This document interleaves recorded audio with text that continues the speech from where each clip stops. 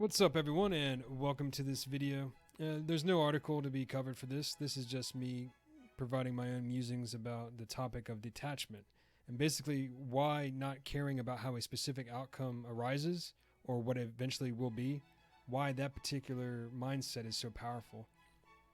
And I was thinking about this. I was wondering, why is it that if you do not care about the outcome of something, why is that such an attractive quality? If you're detached from the possibility of getting a specific job or going on a date or getting a specific gift or anything like that, it's a real praiseworthy attitude to have. And it's something that the Stoics talked about quite a bit. Marcus Aurelius would often dictate to himself that he had to ensure that he did not give in to his own impulses, and then he had to make sure that he neither wanted a specific outcome and only to be content with whatever happened. And I think that's a really, good mindset to have, especially in this day and age with a wide variety of things that are going on in the world. So I started thinking about it a little bit just as I was walking my dog, why is that such an attractive quality? Why do people find that endearing? And it's true. And I think part of it is that it gives off a confident aura or a confident vibe that you are indifferent to the potential outcome, like you do not need it. And neediness is not an attractive quality for sure. So I think there is that, but I think probably the ultimate aspect of it is the fact that it's a virtue. So detachment itself is a virtuous thing, and there is a definition for beauty, or for love, I should say, that you are seeing the divine in another person. So when a person is finding someone attractive, you're finding specific divine attributes that are attractive. Even physical beauty can be considered divine because beauty is a divine attribute. So there is a big component of it in that regard. So I was just thinking, why is the concept, or why is the fact that if people are indifferent to things, why is that such a powerful mindset to have? And so I just came to the realization that it's basically due to the fact that it's an attribute of divinity. So there's just some random thoughts about that.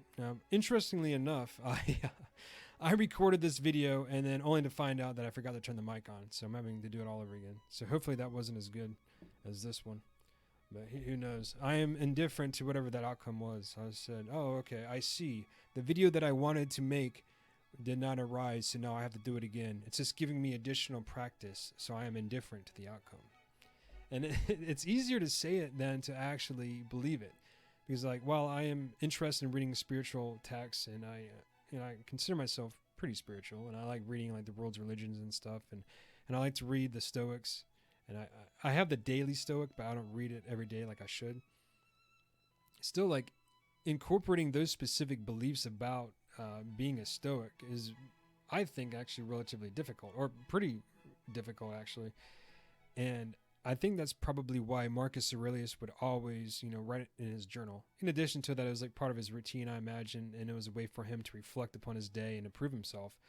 I think it also gave him some sort of assurance, or I'm not sure what the word would be, I guess, confidence in his ability to overcome those specific challenges, or give him the necessary strength to meet those challenges that he was setting for himself.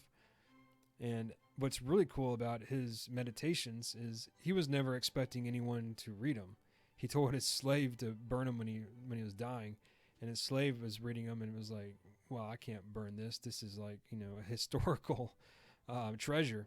And so thankfully he saved it, and we have those writings to this very day. And the stuff that he was writing over 2,000, or maybe about 2,000 years ago, is still applicable today, talking about people and how oftentimes they're going to be treating you a certain way, but have the mindset that they're just, not in the same spiritual, I guess, level that you are. He talked about how it was really good to be frugal, but to spend a lot of your money on private tutors. He avoided public schools. I mean, I'm not saying that's necessarily a thing for today, but there are some arguments to be had about charter schools and private schools. And he was also not a big fan of specific sports. And I feel that sports are actually a really good thing, in terms of teaching you leadership qualities, Physicality is a good thing, building strength, building endurance, determination, overcoming loss and defeat. I think that builds character, and that's actually a praiseworthy thing. But I think he was primarily just talking about like the stuff that was going on in the Colosseum with like the bread and the circus. So even back then, he was stating that, do not overly regard, I think it was like the green flags and the golden flags of the arena, but focus on yourself and make yourself the best person that you can be.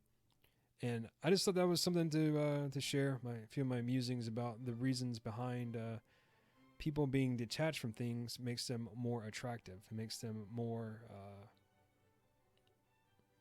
amenable to other individuals. So let me know, what do you think? Like, do you find the idea of being detached easy?